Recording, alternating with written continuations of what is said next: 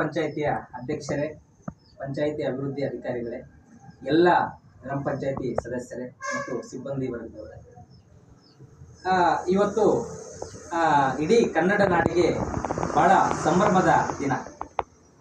1956ರಲ್ಲಿ 56 November 1ನೇ ತಾರೀಕು ಇಡೀ ಕನ್ನಡಿಗರೆಲ್ಲ ಕೂಡ ಹಲವಾರು ಭಾಗಗಳಾಗಿ ಹಂಚಿ ಹೋಗಿದ್ದಂತಹ ಸಂದರ್ಭದಲ್ಲಿ ಮೈಸೂರು ರಾಜ್ಯ ಅನ್ನುವಂತಹ ಒಂದು ಏಕೀಕರಣ ಆಗತ್ತೆ 1956 ಮತ್ತು ನವೆಂಬರ್ 1ನೇ ತಾರೀಕು.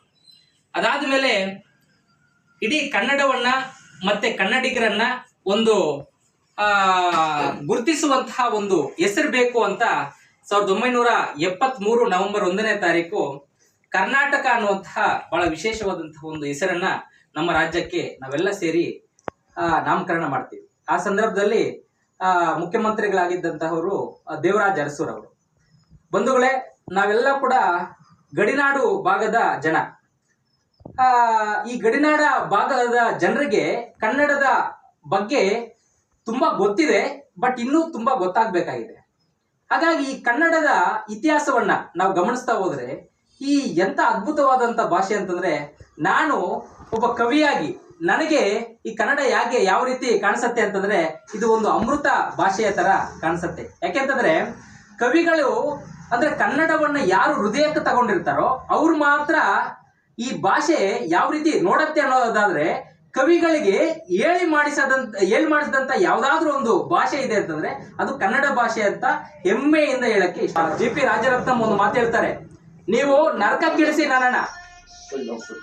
ನನ್ನ ನಾಲ್ಗೆ ಕತ್ತರಿಸಿ, ನಾನು ನಾಲ್ಗೆ ಕತ್ತರಿಸಿದ್ರು ಕೂಡ ನಾನು ಮೂಗ್ನಲ್ಲಿ ಕನ್ನಡ ಪದಗಳನ್ನ ಮಾತಾಡ್ತೀನಿ, ಉಸಿರಾಡ್ತೀನಿ ಅನ್ನುವಂತಹ ಮಾತು. ಈ ರೀತಿಯ ಒಂದು ಗ್ರಾಮದ ಕನಸು ಅನ್ನುವಂತಹ ಒಂದು ಪುಸ್ತಕವನ್ನು ಬರೆದಿದ್ದೇನೆ. ಏನು ಅಂತಂದ್ರೆ, ಈ ಗ್ರಾಮಗಳು ಯಾವ ರೀತಿ ಅಭಿವೃದ್ಧಿ ಆಗಬೇಕು ಅನ್ನುವಂತಹ ಒಂದು ಅಂಶಗಳಿಟ್ಕೊಂಡು ಇಡೀ ಕರ್ನಾಟಕ ರಾಜ್ಯದ ಎಲ್ಲ ಹಳ್ಳಿಗಳಿಗೂ ಕೂಡ ಒಂದು ಉಪಯೋಗ ಆಗುವಂತಹ ಒಂದು ಪುಸ್ತಕವನ್ನ ಇಡೀ ನಾಡು ಕೊಟ್ಟರು ಅಂತದ್ದೇ ಈ ತಿಮ್ರಾವತ್ನಹಳ್ಳಿ ಗ್ರಾಮ ಪಂಚಾಯತಿ ಅಂತ ಹೇಳಕ್ ಇಷ್ಟಪಡ್ತೇನೆ. ಯಾಕೆಂತಂದ್ರೆ ನಾನು ಈ ಪಂಚಾಯತಿಗೆ ಸೇರಿದವನು, ಹೌದಲ್ವಾ? ಹಾಗಾಗಿ ಆ ಹೆಮ್ಮೆ ಇರ್ಬೇಕು ನಮ್ಗೆ. ನಾವು ಈ ರಾಜ್ಕುಮಾರ್ ಹಾಡಲ್ಲಿ ಒಂದು ಸಾಲ್ವ ಎಷ್ಟೇ ಊರು ಸುತ್ತಾಡಿದ್ರು ಕೂಡ ನಮ್ಮೂರೇ ನಮಗ್ ಮೇಲು ಅನ್ನುವಂತ ಒಂದು ಮಾತು ಬರುತ್ತೆ. ಹಾಗಾಗಿ ಎಷ್ಟೇ ಎಲ್ಲೇ ಬೆಳೆದ್ರು ಕೂಡ ನಮ್ಮೂರಿನ ಬಗ್ಗೆ ಆ ಅಭಿಮಾನ ಇರುತ್ತಲ್ಲ, ಆ ಅಭಿಮಾನ ಎಂದಿಗೂ ಹೋಗಲ್ಲ.